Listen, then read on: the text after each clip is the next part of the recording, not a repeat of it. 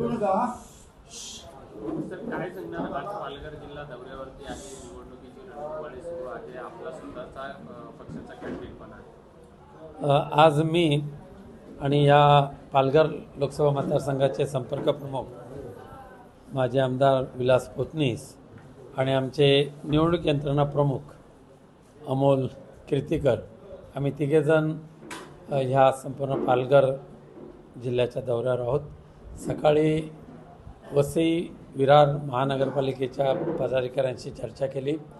आत्ता पालघर येथील जे आपले शिवसेना उद्धव बाळासाहेब ठाकरे पक्षाचे जे उमेदवार आहेत, नगराध्यक्ष उत्तम पिंपळे आणि इतर सगळे उमेदवार यांच्याशी पदाधिकाऱ्यांच्या उपस्थितीत चर्चा केलेली आहे. आणि मला खूप आनंद आणि अभिमान वाटतो की पालघर नगरपालिकेच्या निवडणुकीमध्ये सुद्धा जवळजवळ 23 उमेदवार शिवसेना उद्धव बाळासाहेब ठाकरे पक्षाचे आहेत आणि त्याचबरोबर नगराध्यक्षपदाचे उमेदवार उत्तम पिंपळे आहेत.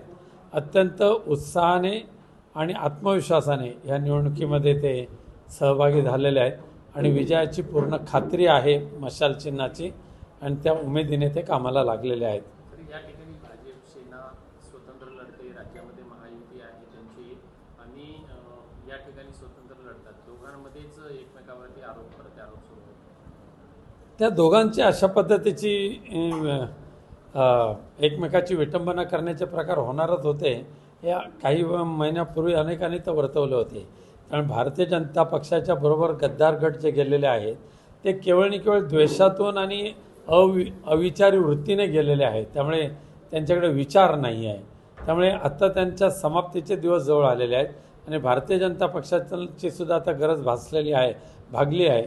त्यामुळे शिंदे गट असेल, अजित पवार गट असेल, या दोघांना आता संपवण्याच्या मार्गाला आता भारतीय जनता पक्ष लागलेला आहे. काशीनाथ चौधरी यांना गडचिंचले प्रकरणामध्ये पक्षात घेतलं, पुन्हा त्यांना स्थगिती दिली. काल त्यांनी पत्रकार परिषद घेऊन हेही सांगितलं की मी त्याच्यामध्ये आरोपी नव्हतो, पण मला त्याच्यावर गवल्या जात आहे. काय काशीनाथ चौधरींचा बकरा केला भाजपने. ज्या पक्षामध्ये होते त्या पक्षाशी बेईमानी करून भारतीय जनता पक्षाकडे जे जातील त्यांची काशीनाथ चौधरींसारखीच अवस्था होईल. त्यामुळे यापुढे भाजपाचा नाच सोडा सर्वांनी, असंच मी सगळ्यांना सांगेन. पण काशीनाथ चौधरींच्या जर तो शिवसेनेत आला असता, शिवसेना उद्धव बाळासाहेब ठाकरे पक्षाकडे ते आले असते तर भारतीय जनता पक्षाने आकांड तांडव केला असता.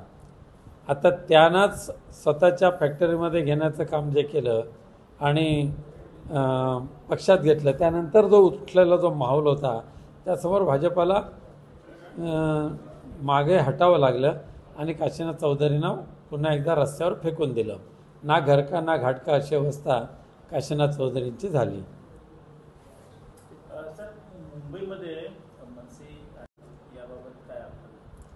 मनसे आणि शिवसेना एकत्रित येऊन लढायचं मुंबईसहित संपूर्ण महाराष्ट्रामध्ये हे तत्त्वतः मान्य झालेलं आहे. त्या अनुषंगाने आम्ही सुद्धा इथे चर्चा करणार आहोत.